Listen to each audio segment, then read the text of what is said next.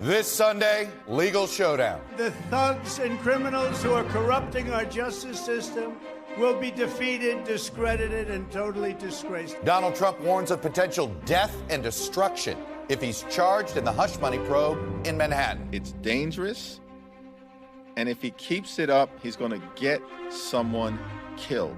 He's ratcheting up the attacks, rallying his supporters to his defense as yet another legal probe. The special counsel criminal investigation intensifies. I'll talk to Trump's attorney, Joe Tacopina, and former U.S. Attorney, Preet Bharara. Plus, too big to ban? Your platform should be banned. TikTok CEO faces bipartisan skepticism that the app may be used for spying by the Chinese government. Has ByteDance spied on American citizens? I don't think that spying is the right way to describe it. Can the Biden administration ban the most downloaded app on the planet? And parental permission. As Washington debates TikTok, Utah decides to target all of social media and becomes the first state in the nation to restrict how children use it. We have a responsibility to protect our young people. I'll talk to Republican Governor Spencer Cox, who signed this new law requiring parental consent for minors using social media apps.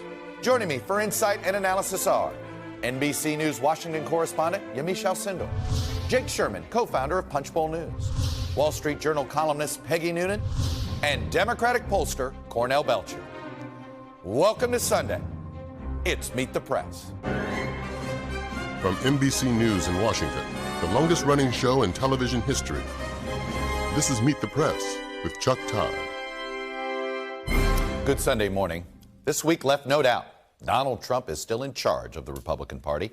Just a few hours after Trump's false claim that he was going to be arrested in the Manhattan hush money case last Tuesday, the Speaker of the House, Kevin McCarthy, announced that House Republicans were launching investigations into Manhattan District Attorney Alvin Bragg, 3 committee chairmen claiming an, quote, unprecedented abuse of prosecutorial authority, demanded that Bragg testify and turn over documents.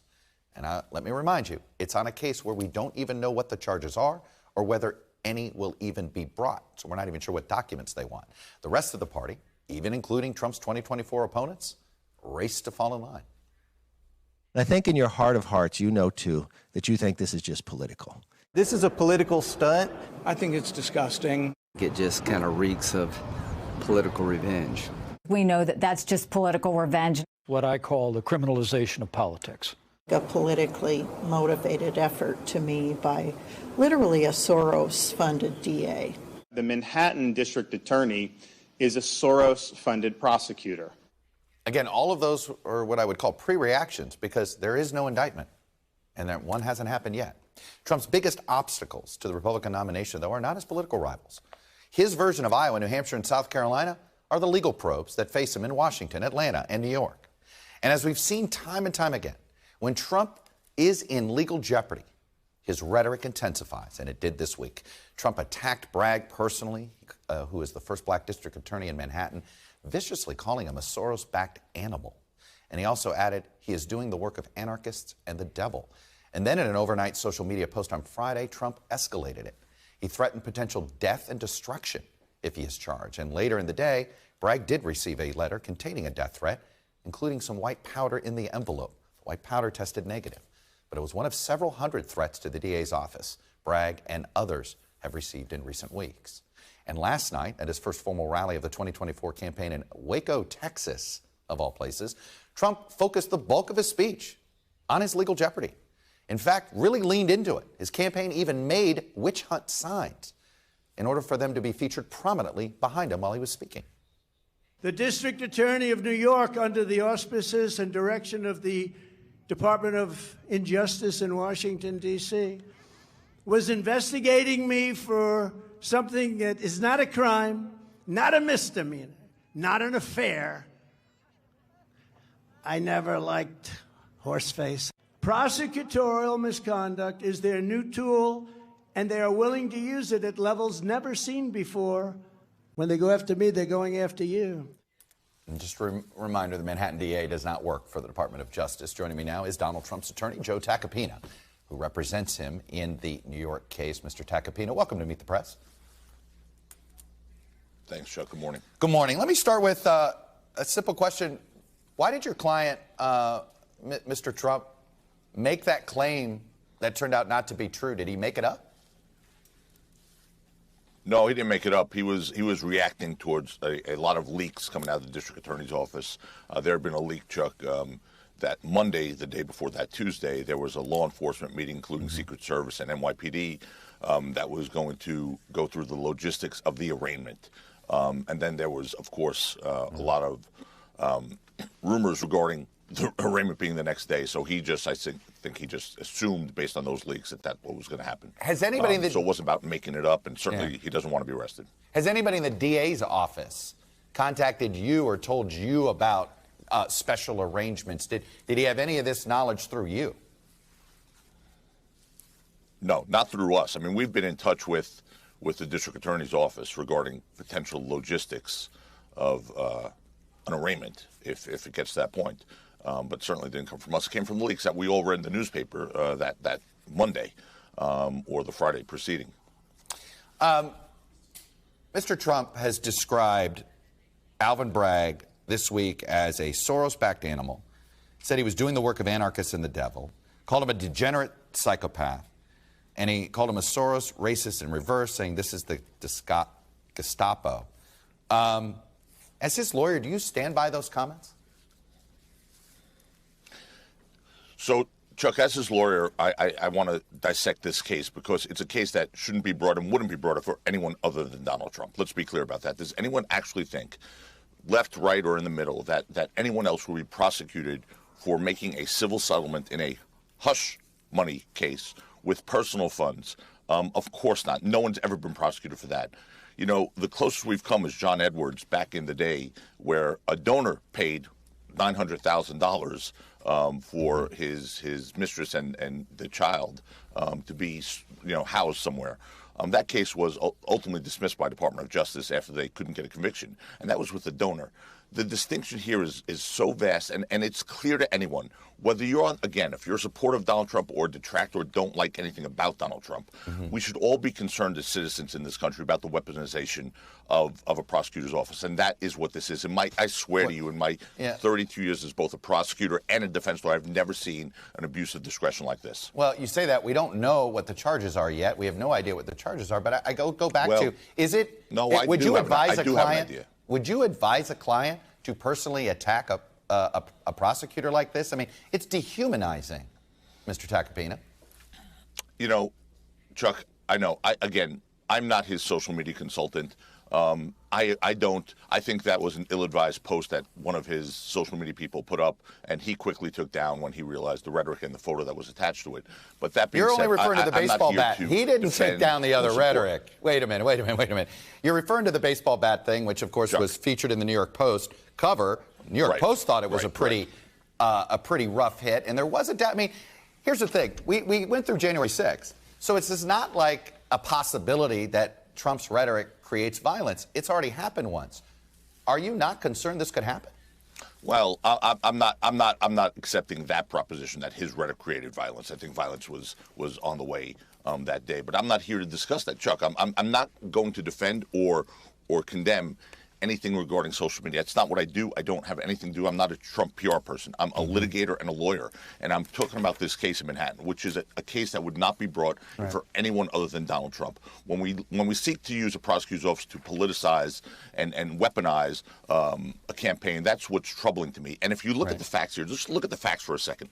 You have two crucial distinctions. One, this was personal funds. Can you imagine the amount of people that would be baying for Donald Trump's scalp had he used campaign funds to pay for what they would call a personal expense? They would be going ballistic, and they would have a right to be going ballistic because the standard, the law, Chuck, and this is really important, the law is this, that if you use personal funds and you're involved in a campaign, the bright line test is, would you have expended that money? Would you have made that payment irrespective of the candidacy, irrespective of the campaign? And the answer to that question is simply yes. This was a personal civil settlement that's done every day in New York City. This had nothing to do with campaign finance laws. And members of the SEC have come forth, Chuck, and said this. Yeah. No. Look, you may have your day in court to make this case, but you keep saying it's personal funds. That is not what Michael Cohen pled guilty to. This was funds where he was repaid by the Trump organization Trump signed the checks. No, one of them that was there. So you call it personal funds. It is in a court of law. It's been proven that it was Trump organization funds. It's personal funds. It was not funds related to the campaign. That's the distinction. But he used a Trump organization check. Not campaign finance laws. But Chuck, that's personal. That's personal. It has nothing to do. So everything with the Trump organization is Donald Trump the person? I mean, you realize the door you're opening there.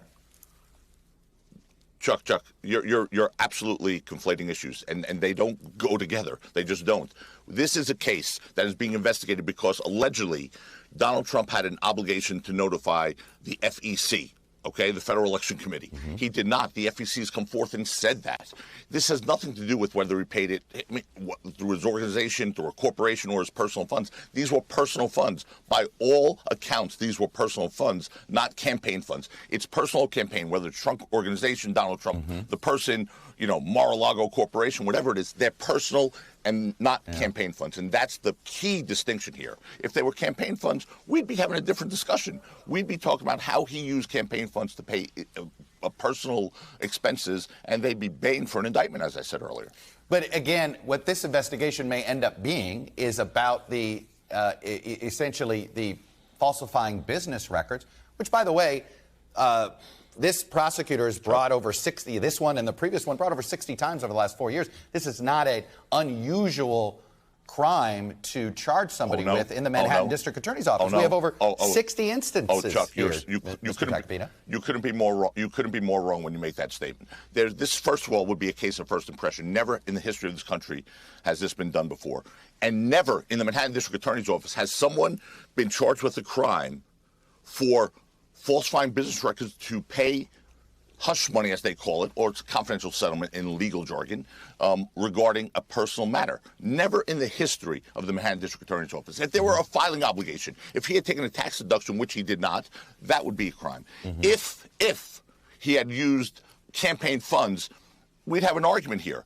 This was a personal matter, but he called it legal funds. They called it legal fees. They claimed it was to pay a legal retainer. In fact, they were in. No, it didn't say legal retainer. It was legal fees that was invoiced by Michael Cohen, who arranged this on his own with his own money initially, took out a loan, literally, resolved this without the president knowing, came back and then sent a bill in for 4 times the amount. Over the course of a year, it was paid off as legal fees, as was the invoice. But what would he supposed to put in his personal ledger? Seriously, what would he put in his personal ledger?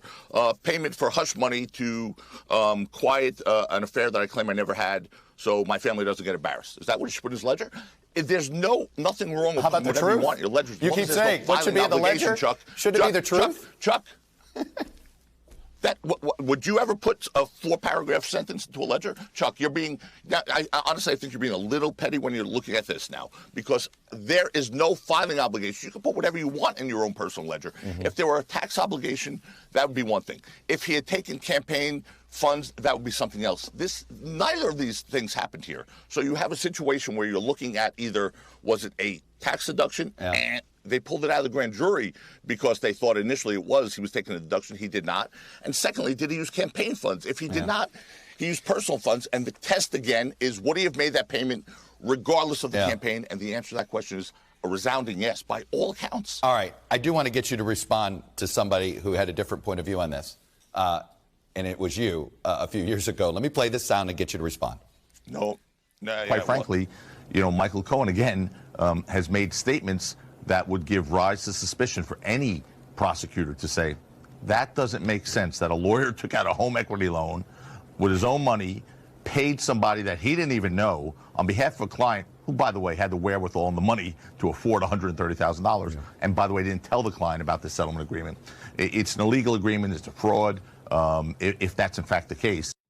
And look, we put in the if, in fact, that's the case, and I understand. Did you hear that last line, Chuck? I understand. No. Did you hear that last line? I understand that. So what is it that you've learned about this case that changes your point of view? The facts.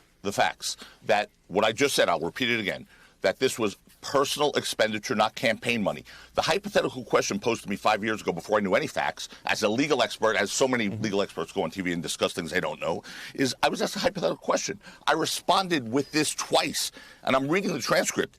If that is in fact the case, I started with it, although I didn't hear it in your clip, but you did play at the end where I ended with it, which is, if that is in fact the case. So when I'm answering a hypothetical question without knowing the facts, but I'm responding to that hypothetical question, I will respond how I think appropriate.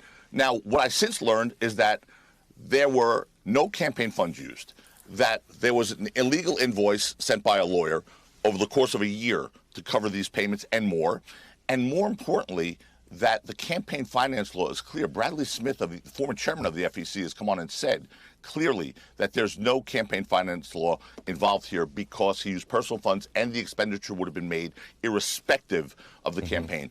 Those are facts I didn't have before me 5 years ago as a hypothetical question was posed to a legal expert on TV. All right. It sounds like you have a defense ready to go, but everything you've described, is probable. I mean, if you're a prosecutor, you're making these claims. Great. Show us your proof of it. It seems like there's enough at dispute here that actually this belongs in a court of law to resolve this.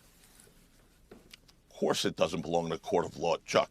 Listen, again, you can't bring a case, cobble two misdemeanors together to try and make a felony to meet the statute of limitations when not one misdemeanor exists. There is no crime here. There's not even a bad act, okay? Again, detractor of Donald Trump or not, there's a crime here. I mean, the crime is the one that Michael Cohen, I mean, there is a campaign finance crime that he has pled guilty to that involves the former president. So there's a crime at the core of this issue. Wrong. Well, but that's not what the federal government says. If you listen Michael to his, Cohen served you're time. wrong. What did he I'll tell you serve why time you're wrong. for? Can I tell you? A million different crimes? I mean, the guy was committing taxi medallion frauds, other perjury. Listen, if you want to just say it, fine. But if you let me answer, which is when Michael Cohen pled guilty, he said something that was so crucial to campaign finance law, and it's what every expert has used. Even if you accept the word of a convicted perjurer, a liar, a guy who's lied in every form he's ever been in, he said when he pled guilty that this was done for the benefit of the campaign and for personal embarrassment to the client and his family, including his young son, Barron. Once he said the end part, it takes it out of campaign finance law. It's personal funds. Right. It had to be used exclusively for the campaign. It's like me buying a suit to go on the campaign so I could look better than if I had a old Reggie suit on. That's a personal expenditure. It's not a campaign expenditure. Even though it benefits the campaign, it's not a campaign expenditure. So when Michael Cohen said it was both for personal and campaign uses or reasons, that takes it out of exclusively campaign finance law, and there is no crime. I'm telling you, Chuck, that's the law on campaign finance. We're going to find out. It is a very murky law on campaign finance, but it does, like I said, it sounds like for sure this is why you might need a court of law to figure this out. Mr. Tacopina, I really appreciate you coming on and sharing your perspective and obviously the perspective of the president in this case. Thank you, sir. Thank you, Chuck. All right. The Manhattan case. It's just one of four criminal investigations against the former president where we've seen some major developments over the last week. In Washington, Trump's executive privilege claims were rejected. Former Trump officials, including former Chief of Staff Mark Meadows, will be compelled to testify on January 6th. Vice President Mike Pence's testimony on January 6th is also still in question for what it's worth. Arguments were heard this week. Trump also lost an attorney-client privilege argument. His lawyer in the Mar-a-Lago classified documents case had to talk to a grand jury on Friday. And then there's the case on election interference in the state of Georgia, where the DA is likely to decide soon whether to bring charges there. Joining me now is the former U.S. Attorney from the Southern District of New York, Preet Bharara.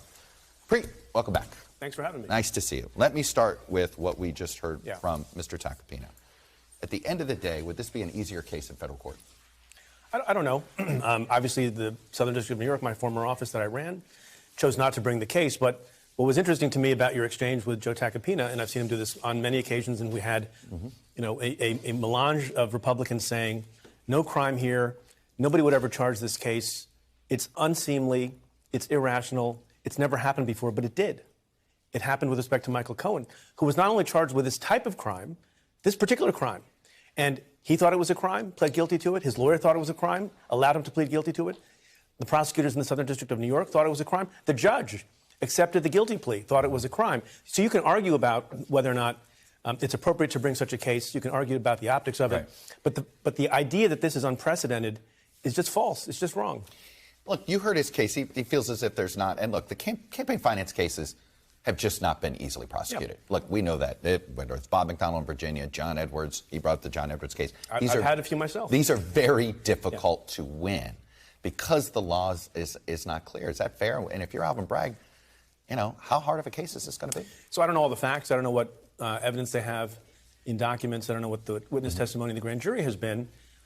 I don't think anybody is saying it's a slam dunk case. I don't think anybody is saying that it's a open and shut matter. I think they're going to be honest. The way I hear it, it's like, wow, it sounds like we need a mediator. Look, I think you had it exactly right. That it's a provable case. You have challenges, like in any case. You have issues of credibility with respect to Michael Cohen, who's going to be a key witness in the case. Maybe he'll be able to persuade a jury, notwithstanding the instruction of the judge, that insofar as even a little bit of the motive was related to personal embarrassment, that can't be a campaign finance violation. That's not the law as I understand it. That's not the instruction I think the judge is going to give. But nobody's saying it's an easy case. I will make another point, though. As people attack Alvin Bragg and say he's doing this for political reasons, this is a person who has been attacked for a year, in one instance in book-length form, for not rushing to judgment, for not finding the easiest and quickest case to bring against the former president, even though we had respected prosecutors in his office, basically begging him to bring that case. He didn't do it. So this is the mark of somebody who is careful and deliberative, and we can have an argument about the merits and strengths of a case once we see an indictment with respect to the campaign finance part of it. Right. But you can't say about Alvin Bragg that he's rushing to the court to indict a former president on flimsy charges. And look, I'm not asking you for sort of the political look, but as a former law enforcement official, I mean, look, what the former president did, however you look at it, you're Alvin Bragg. If he brings the indictment, it'll look like, well, he can't back down. If he doesn't bring the indictment, he looks like he's been bullied. I mean, in that sense, we're really seeing the law enforcement community get challenged here by the former president's tactics. How would you be handling this if you were handling it? I don't know, but I'm retired from that business now by virtue of a filing. Are you sure? I'm retired for now. Look, I think the only way you can handle these cases, and you're going to get criticism whether you bring a case or whether you don't bring a case, is you just got to look at the law and the facts. And the evidence is, as I said a second ago, that's what Alvin Bragg is doing. You can disagree with him ultimately when we see what the allegations are, but he's not just willy-nilly going forward and bringing cases. And I know some people say it's unprecedented to bring a case against a former president, but it's also the case that there should be one standard of law enforcement, equal before the law. And if other people have been charged with a crime, and as I said, Michael Cohen charged in this case, he's the less culpable person if you believe a crime was committed. Some might argue that it's a miscarriage of justice if Donald Trump is not held accountable for it. Well, he actually has no more to gain. There's no sentencing. He's already done. He's already paid for his crime. Hey, very quickly, the federal case where a judge decided attorney-client privilege doesn't happen very often, the significance of that, and where do you think this could be leading to? Look, I mean, as we've been discussing, and as you ticked off a couple of minutes ago, Donald Trump faces jeopardy from, a number of sources. The Alvin Bragg case is just one of them. He has legal jeopardy in Fulton County, Georgia. And the federal matter being overseen by the special counsel is proceeding apace. And I think some people have speculated that it wouldn't be a case there, either Mar-a-Lago or January 6th. But this shows you that they're being aggressive. And this is now a second judge. In different contexts, it's found maybe there's a crime fraud exception, and that attorneys and Donald Trump were conspiring together to commit a crime. Is there ever an instance where these all these prosecutors should work together? Any grand jury sharing agreements or anything like that? You can have that. There's no overlap, as I understand it, between what Alvin Bragg is doing, the Manhattan DA, and what the Justice Department is doing. There may be some overlap between what the Fulton County DA is doing because it relates to election interference, and obviously January 6th was about the big lie in election interference. My guess is they're not really sharing too much because it's a local prosecutor. You want to keep those lines separate, but that would not be unusual. And wouldn't be unprecedented. All right. Preet Bharara, former U.S. Attorney from the Southern District of New York. Always good to get your perspective on it. Thank you. Thanks for coming down. Donald Trump may indeed become the first American president to be indicted, but others have come close. In 1974, a grand jury named Richard Nixon an unindicted co-conspirator for his role in the Watergate scandal. Nixon was pardoned by Gerald Ford after his resignation and never formally was charged with any crimes. He joined Meet the Press in 1988 and talked about the impact Watergate had on his legacy, and he also had a warning for future presidents. Winston Churchill once wrote that strong leaders usually do the big things well, but they foul up on small things, and then the small things become big. I should have read that before Watergate happened. In 1972, we went to China, we went to Russia, we ended the Vietnam War effectively by the end of that year. Those were the big things. And then here was a small thing, and we fouled it up beyond belief. It was a great mistake. It was wrong, as I pointed out over and over again. But under the circumstances, now people, as they judge that period, have to see what we accomplished and what we did wrong. And for the future, I would advise all those that follow me in the position of president, do the big things as well as you can. But when a small thing is there, deal with it fast, get it out of the way, because if you don't, it's going to become big, and then it may destroy you. Just to remind you, that small thing was an attempt to hijack the Democratic primary process and, in this case, perhaps successfully pick the candidate they wanted to run against in 1972. When we come back, Republicans rallied to the defense of Donald Trump, anticipating he could be charged with a crime while ignoring his dangerous attacks and calls for political violence. Panel is next.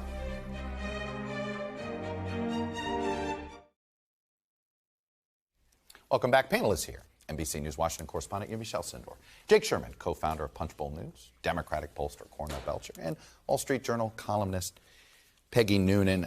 I want to start with sort of this issue of violence. I mean, the former president, Peggy, you know, he's doing it again. However you want to look at it, he's doing it again. And it's really kind of ugly. Let me play some of the stuff that he said, particularly this first bite.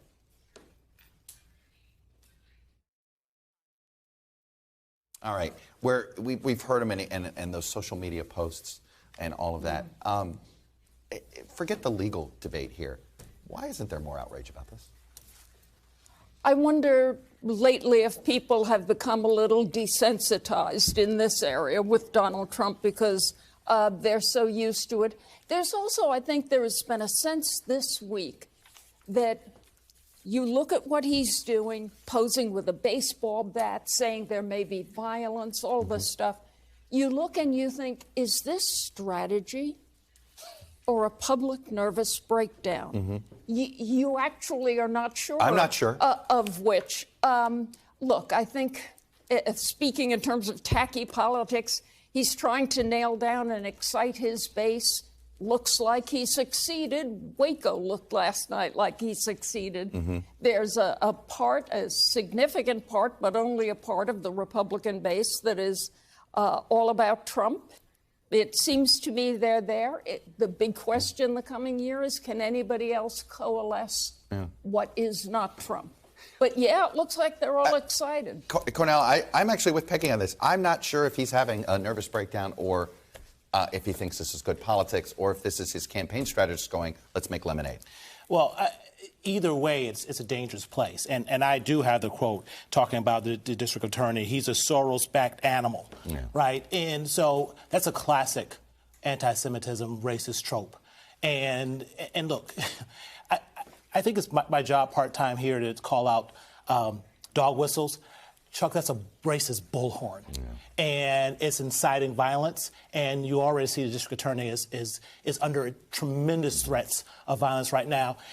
It's dangerous, and that we don't have more Republicans calling it out is really, really troublesome. Go ahead, Yamiche. I think part of this also is that former President Trump hasn't had to face consequences and, in fact, has actually benefited from a Republican Party that has backed him after something like January 6th. I mean, he was playing music from the January 6th men's choir, which I learned about yesterday, which is made up of men who were imprisoned because of January 6th. That tells you where we are. Footage of the attack on the Capitol. They played footage of the attack on the Capitol to the crowd. And that, to me, really underscores that Trump is doubling down on this, and because he has not had to face political consequences or legal consequences, and he remains the most popular figure right now for the GOP nomination. So that tells you that he feels like this is working for him, and he's using this as a political strategy. I'll fact check you on the political consequences. They did lose the midterms in 18. They did lose the re-election in 20 and 22. I mean, there have been political consequences, Jake, but apparently not enough to get Republicans to sober up here. The definition of insanity is doing the same thing twice and expecting a different result, right? Donald Trump lost them minimized their gains in the House, lost them the Senate, lost the presidency. He has been a political disaster for the Republican Party, just from a pure statistical point of view. It is amazing to me, having been there on January 6th, and we all know as sane people what happened on January 6th. It was an insurrection. They tried to stop the election.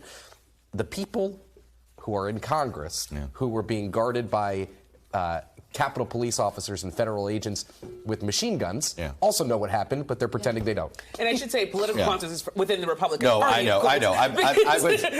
I was fact-checking you just a bit there. I want to transfer, because as much as we learned about Donald Trump and the GOP this week, we also learned a lot about Ron DeSantis this week. We've got a pretty interesting story here.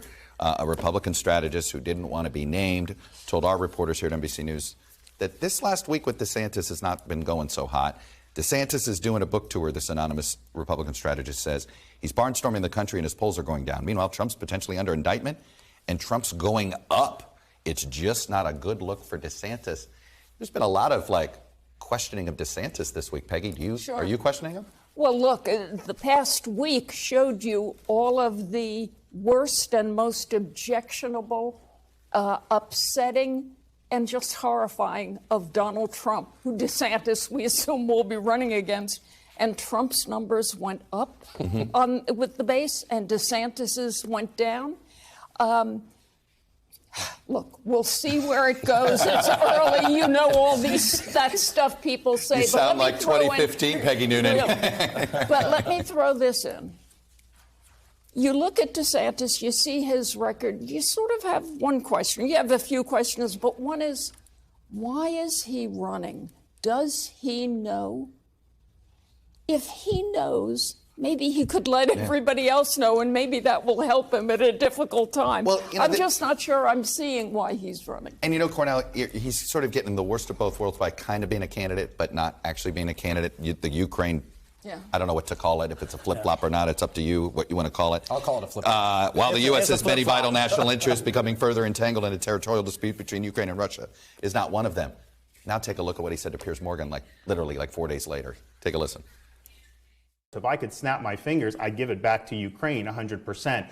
But the reality is, what is America's involvement in terms of escalating with more weapons, and certainly ground troops, I think, would be a mistake. So that was the point I was trying to make. But Russia was wrong to invade. They were wrong to take Crimea. I mean, I think he is a war criminal. Is this, Jake, somebody who was trying to play too cute with Tucker Carlson? Or does he just not quite know what his position is? I think both. I think well, I don't know if he doesn't know what his position is. He sees on Capitol Hill what I see, which is the Republican Party turning against the effort in Ukraine, or a big chunk of the Republican Party turning against the effort in Ukraine. You can't think it's a territorial dispute and at the same time think Putin's a war criminal and we shouldn't be there. He's coming across right now as somebody who learned how to sail, meaning he's always looking to see which way to move the sail. He's also looking weak. I mean, it does look weak. It's been a rough week for him. All right, when we come back, kids in Utah will soon need their parents' permission to use social media. Let's speak with the Republican governor of Utah, Spencer Cox, who just signed those new laws. Welcome back. While Washington continues to talk about TikTok, this week Utah acted. They became the first state in the nation to dramatically limit how kids and teens can use all social media apps, not just TikTok. Ask teenagers. This is one of my favorite things to do. I ask them, are you seeing an increase in your own life, amongst your friends, in your school, in depression, anxiety, and self-harm? And every one of them will say yes. And then I ask the question, what do you think is causing it? And every one of them tell me it's social media. All right, the two bills that Governor Cox signed into law require parental consent before kids can sign up for platforms like TikTok and Instagram. They give parents access to their children's accounts, and it will prohibit kids under 18 from using social media between 10:30 p.m. and 6:30 a.m. unless a parent or guardian modifies the default setting. Already a handful of states are considering similar bills, though they may be difficult to enforce, and the courts may have a say on this. Utah's Republican Governor Spencer Cox joins me now. Governor Cox, welcome back to Meet the Press. Hey, it's good to be with you again, Chuck. Thanks for having me back. All right, so let me start. I know why you signed this, and as a parent of two teenagers myself, all of us are looking for more tools to figure this out. But I'm curious, before you signed it into law, what kind of legal scrutiny did you put this under? Because there's a lot of constitutional questions about this. Sure there are, and I'm an attorney myself. We looked very closely at this. We worked with our attorney general, my general counsel. We've worked with experts across the nation, researchers as well, and all of the law that is in question here around the First Amendment really was established in the late 90s, early 2000s, before social media even existed. And so we feel very confident that we have a good case here. We expect that there will be lawsuits, and we feel confident that we're going to prevail. And enforcement seems also to be a huge task here. Which department in the state is going to be monitoring these social media companies? And are you going to have to essentially hire more people to do this? So the Department of Commerce will be handling this, and we understand that there are definitely going to be enforcement issues. Anytime you wade into this type of an industry, it's going to be tough, and we don't expect that we're going to be able to prevent every young person from getting around this. Kids are really smart. That's one of the problems. But here's what I would prefer, Chuck. Obviously, I would prefer that Congress act. That's where this should happen, and I think it will. It's amazing to me. We have very conservative members of Congress. Congressman Chris Stewart is running a bill right now. Broad bipartisan support. The president in his State of the Union said we need to do this. And so I have President Biden, I have very conservative members of Congress working on this together, but the states have to lead out, and that's what we're doing. And I expect other states to follow, as you mentioned, and then that helps Congress kind of coalesce and come to an agreement on how we prevent these terrible harms from happening. I want to get you, though, again, the specifics of the law is where there's going to be some pushback. Evan Greer, the director for Fight for the Future, said this: these bills radically undermine the constitutional and human rights of young people in Utah. What about in situations where there is a custody battle or allegations of abuse and an abusive parent is attempting to obtain access to a child's social media messages? This is where, I mean, I get it. Top down, this looks like a great idea, Governor. When you get into the details, things like this, you're like, okay, what do you do? This seems to be a legitimate concern. Sure. And there are legitimate concerns, and we'll be working through those. So one of the provisions in the bill, actually in both bills, these bills don't go into effect for a little over a year, which gives us time to work through all of those questions, making sure that we're protecting the data privacy of the citizens of Utah. Again, making sure that we're figuring out how these will work. In any custody battle, you have issues surrounding kids and their online activity and what they're doing. So those things are already being worked through in lots of contexts, and we will continue to work through. But this is about empowering families. It's about empowering parents, and it's about holding these social media companies accountable for what we know now. This is a data-driven approach. We've been working with Professor Jonathan Haidt, NYU, who's been looking at this for many years, collecting research from around the world, and we know this is killing our kids. We have to start there. The harm being done to our children far outweighs, and again, this started well before COVID. Since 2012, especially among young women, the rates of suicide, depression, anxiety, self-harm have skyrocketed. And every research institution that has looked at this is pointing to social media as the cause. I guess the other question I have about this, though, is if you go down this road, did you work with the social media companies and say, what would it take for them to do real age verification? Because let's be frank, it's illegal for people underage to look at pornographic material or have access to it. It's been impossible to keep that off the internet and keep kids from being able to look at it. Why do you think your law is going to be able to work? Well, we think we don't think it's going to be foolproof. There's no question about that. But we are working with social media companies. Again, over the course of the year, we will be going through a rule-making process to figure out what that's going to look like. Again, how do we protect data privacy? I suspect as we look at this that there will be third-party age verification companies that we will utilize to make this happen. We also don't want, we've seen the leaks that have happened with some of these social media companies. We don't want them having copies of driver's licenses on hand. That's not what we're trying to do here. We believe that there are technological fixes that we can work around this, and that's what we'll be working on over the course of the next year. How are you going to prove addiction? We don't have to.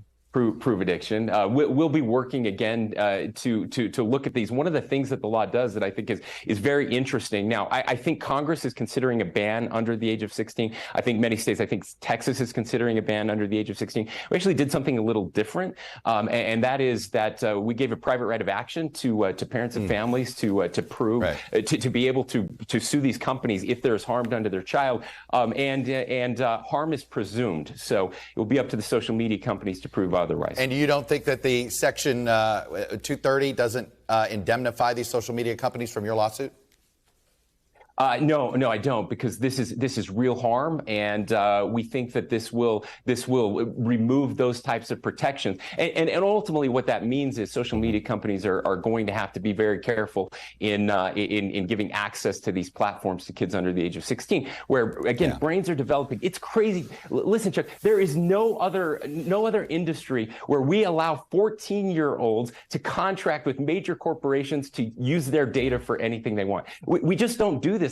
We're going to look back 10 years from now and think, what did we do? We destroyed a generation of kids with this stuff. We're allowing the tech world to do a giant experiment on the human brain. Frankly, it's not just about exactly teens. what we're doing. Yeah. Governor Spencer Cox, Republican. No. It's about adults, too, and we've got to figure this out for us as well. Trust me, I'd love that ban of 10:30 to 6:30 a.m. to apply to everybody. I'm half kidding, but only half. Governor Cox, thanks very much. Up next, the Biden administration is threatening to ban the most popular social media app on the planet. But is it too big to ban?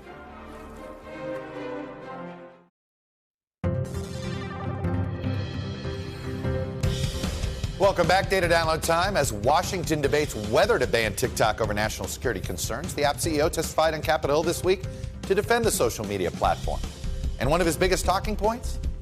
That the app is too big to ban. So how big is the app, and what kind of impact would a ban have? Well, let's take a look at the size of TikTok. TikTok claims they have already over 150 million users here in the United States. That's nearly half the U.S. population. We can't verify that number specifically, but we can tell you it has been the most downloaded app both in 2021 and 2022, and it still seems to be that way in 2023. If you want to see how much of a financial juggernaut it's become in 2020, ad revenue, $750 million. 2023, according to Insider Intelligence, their ad revenue could get near $7 billion. This is a fast-growing app. And of course, people on the app also are able to make money, not directly from the company that owns TikTok, but from a creator fund. You can make $20 to $40 per million views, or you could get sponsored posts. Some people get deals that give them, as one of the TikTok influencers made nearly $20 million in income last year. So what about the politics of a TikTok ban? Look, as people know, more Democrats than Republicans use TikTok. It's about a 10-point advantage, according to a recent Washington Post poll. But as for whether a ban is a good idea or not, there's not a ton of a political divide. There's majorities in both parties are concerned that it is based in China. Obviously, Republicans a little bit more concerned than Democrats. And then when you look at the idea of a ban overall, it's kind of a mixed bag, right? You see Democrats are a little bit more in the middle on it. Republicans a bit more supportive of a ban, but there's a lot of not sure here, which means let's take a look at this in a couple weeks and see how all of this debate has impacted public opinion. So when we come back, from banning TikTok to Utah's new social media laws, is the tech industry finally meeting its regulatory moment? Our panel returns to discuss that next. Welcome back. TikTok. Is it a political problem for Democrats to ban this or not, Yamiche? I think it's, first of all, I think there's bipartisan disdain for it. If you watch that committee hearing, you saw Republicans and Democrats on the Hill actually agree on something. But the 150 million people or plus who are on TikTok, they're going to be... You did what I did earlier. TikTok. I do that too. On TikTok, it's going to be... People are going to be very, very angry. I mean, you have young people who are making hundreds of thousands of dollars on this, apart from the people who are just addicted to it because they love to watch cat videos and dancing. So I think it's going to be possibly a political problem that's going to make a lot of people angry. Cornell, are you worried about this? Political problem. 150 million people. You know, Chuck, there wasn't 150 million people who voted in the last midterm, right? Talk about an energizing thing to do. Look, we don't do very good historically at banning things either that are really popular. This is a billion-dollar industry. You've got people in the gig economy, young people making a lot of money on this. It is a problem, the idea of banning it. I got to say, I think underlying the TikTok story and the Utah governor's story, mostly TikTok, is the fact that increasingly, I think the world has come to see the United States as a nation of addicts.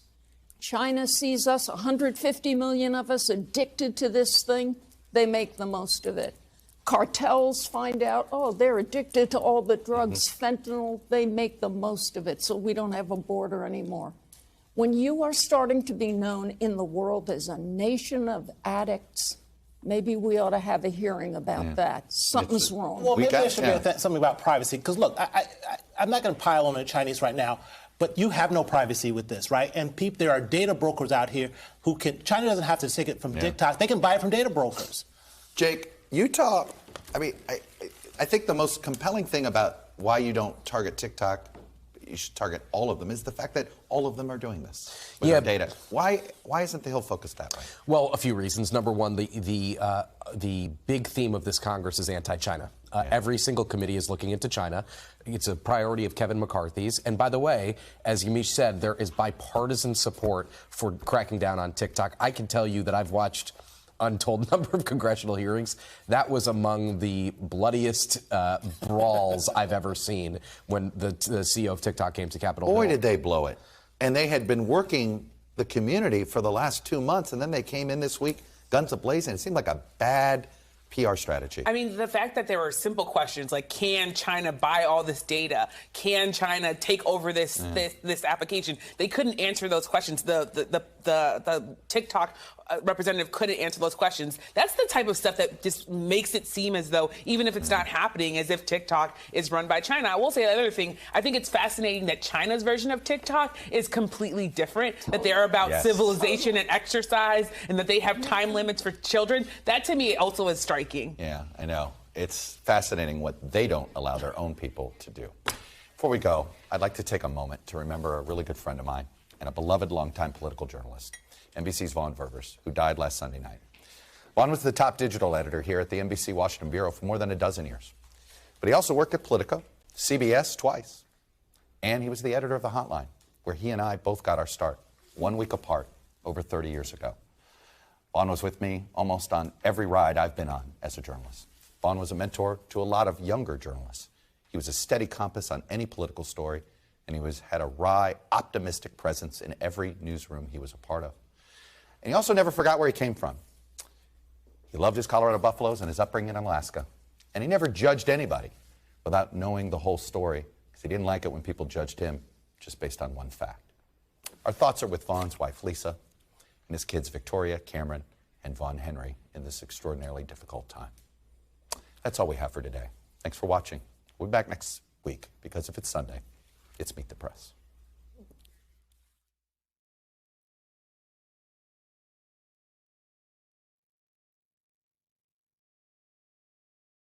Thanks for watching our YouTube channel. Follow today's top stories and breaking news by downloading the NBC News app.